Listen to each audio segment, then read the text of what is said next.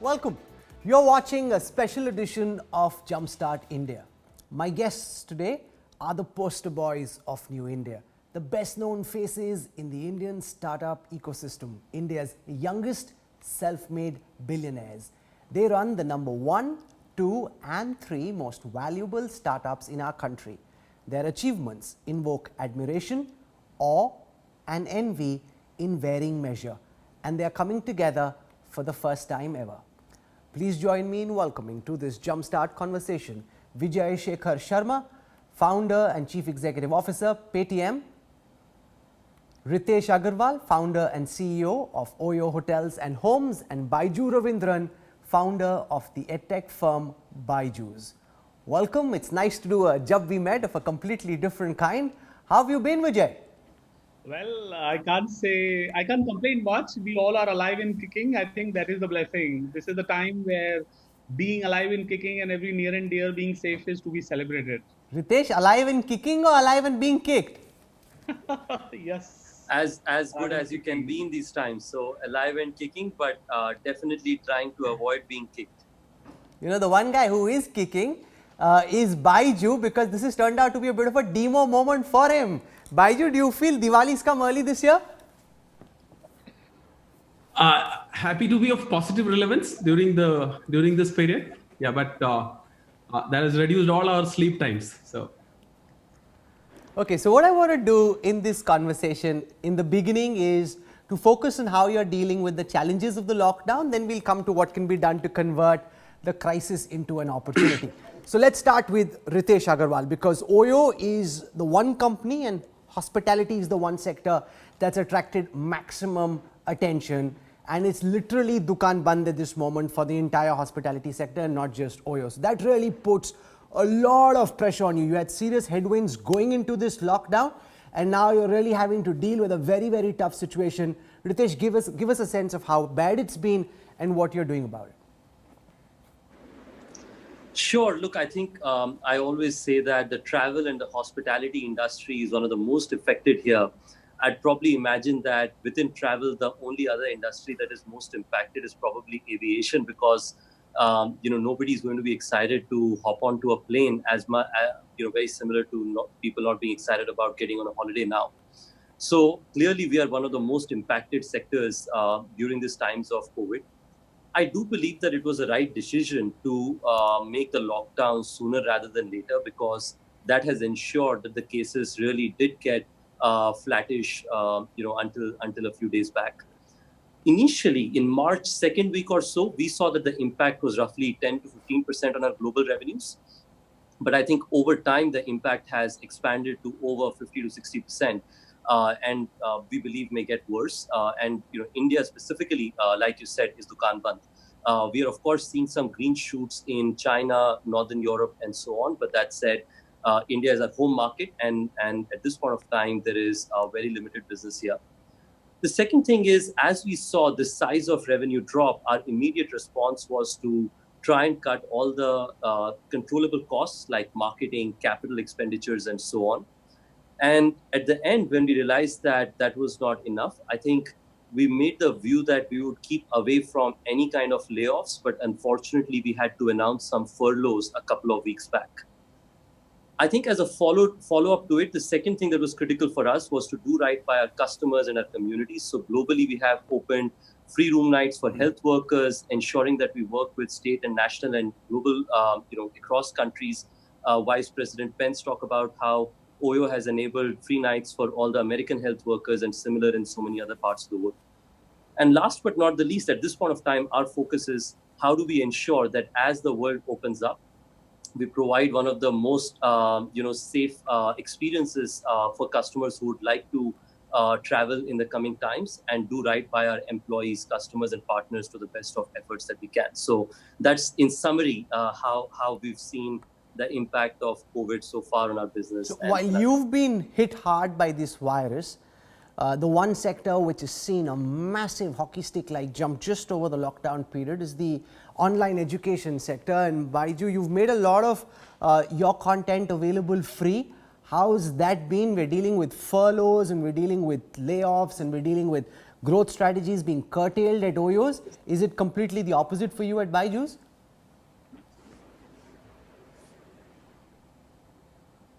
Yeah, there are some sectors. I'll say a few sectors which are positively impacted. So obviously the focus has to be on acceleration, and with, as per the UNESCO report, almost 1.5 billion students are forced to stay at home, and online learning is their only option for the time being. So we made our learning app free for this period, and more importantly, we also started free scheduled classes to replicate regularity of school sessions. What we saw is an immediate 3x increase in the number of users, which continue to grow over the last few days, few weeks. 6 million new students came onto the platform. Overall, we crossed 50 million students on the free platform. And more than all these things, students are spending a lot more time on the application. Previously, they used to log in 2-3 times a week. Now it's almost like every day is like a Sunday. To some extent, and instead of almost 1.5 hours, 2 hours, they're spending on days when they log in. And we are seeing big behavioral shifts in terms of students obviously love this format, these movie-like videos, game-like interactions. Spending time on a screen is almost a primary habit. But what we have seen is parents, because of the kind of forced homeschooling which is doing today, they are accepting this new format more than ever before. Students are realizing how good this can be rather than just reading from a book, and teachers are getting better prepared to use these online learning tools. Okay, So though I'll just finish by telling, though the technology in education has been there for years, because of the current crisis, almost everyone is getting introduced to the benefits of this. And what has not happened in years is going to happen in a matter of months. And online learning is actually becoming a part of it, integral part of mainstream education. This is not a replacement or substitution. It's a good complement. Vijay, the last time there was a black swan moment, it helped you, that was demonetization. Suddenly out of the blue, your plans got a big fill up. Now, from what I'm reading, digital payments are down. If transactions are down, business is down, naturally people are transacting less on your platforms and elsewhere. So how badly off are you? Somewhere less hit than Ritesh, but not quite as happy as BYJU'S? Oh, well, to be honest about it, I think there is always a happy moment for an entrepreneur. So I'm actually happier than before because two things happen in these days. Number one, even though the offline shops did not open up, but our online payment just grew through the roof. Total month on month, if I was to say, in a decline month, we had only 3% decline in number of users. So effectively, you're talking about other categories taking off so very well that it was amazing for us.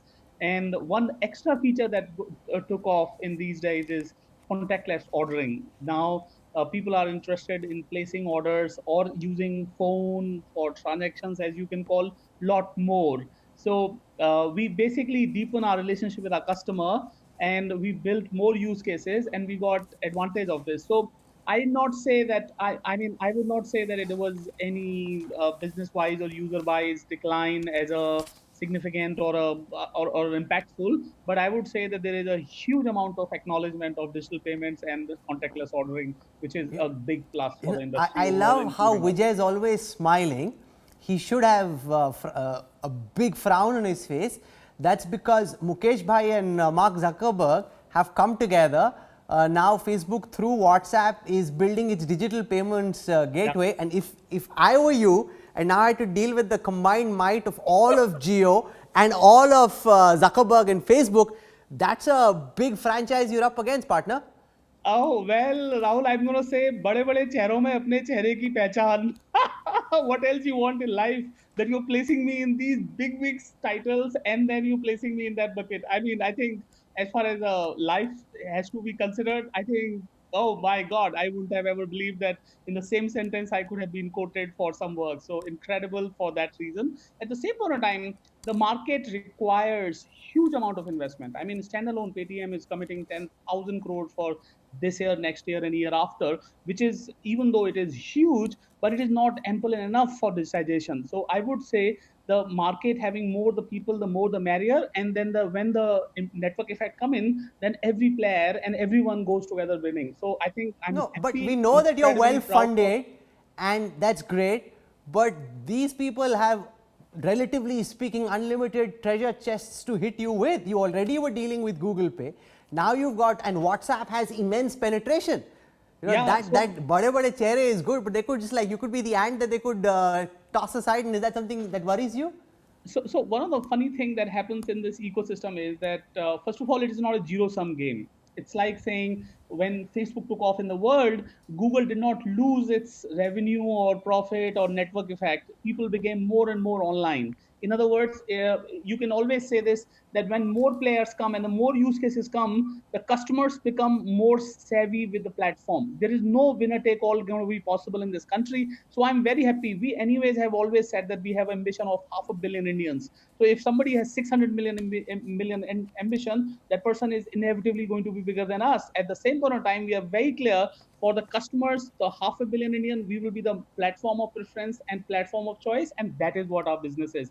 And now, as you can understand, that we have moved ahead of the business quadrant from being a payment player to a financial services player. Our bank, lending, and insurance and wealth, these solutions have started taking money. So, second thing I wanted to tell you in these days is that we got a lucky, I would say, situation where our losses, which were very high 2 years back and high last year, right now are nearly minimum. I mean, we are very happy with the net losses every month that we are making. We will be, if we are continuing at this scale, we'll be very happy because we could announce our break even much before than we had thought earlier. So, in other words, when the market goes like this, there is always a blessing out there. Do you have a fixed month when you think that operationally you could be break even?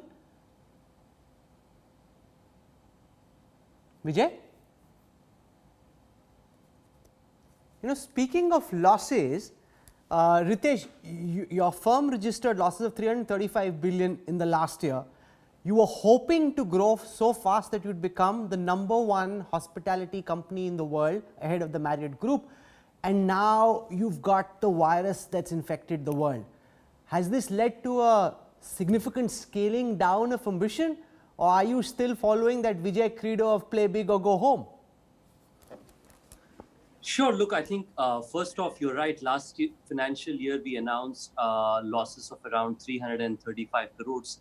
But what's important is for the last 3 years in a row, we have seen our net losses as a percentage of revenues improve by more than half for our Indian business. So there has been a clear path to improvement. But of course, I think the coronavirus, has 1 or 2 quarters or few quarters of effect in that path.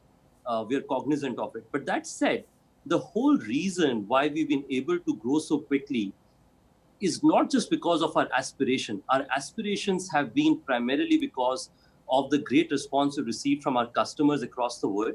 And our view is, to the extent we can transform our hotels from traditional hotels to Suraksha hotels, focus on the kind of new consumer bases who will look for accommodations in the future, right from weekend travel destinations which are driving holidays rather than airline holidays.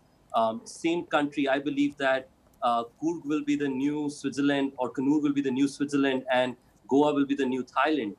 As if we are able to predict those trends, we believe that even though the overall market size may shrink a little bit in travel, but we believe we have a good set of opportunity to use our underlying business model and our brand proposition to our customers to be a my question was this, provider that of choice. you had a in the times plan to come of globally. about 1 lakh hotel rooms in the United States. You wanted to be #1 in China, you wanted to be #1 in India, and very ambitious target in terms of expanding the size of your bouquet. Are you cutting back on that? So, of course, I think we will have a more measured business aspiration going forward. But that said, I think at this point of time, it's very hard to predict your growth plan until the world comes back. So I think at this point of time, we are reviewing and evolving our business plan as times go. But if I were to take a long-term view, which I have always, I think in the long term, we remain confident about creating a large-scale business. And last but not the least, I think in times like these is when people look back home. I think due to that, we will focus on some of the key strategic geographies of OYO, like India, Southeast Asia, China, Europe, and United States, and probably deprioritize some of the other geographies. Not to say we will not invest there, but we will focus on investing significantly more capital in our core markets is my view.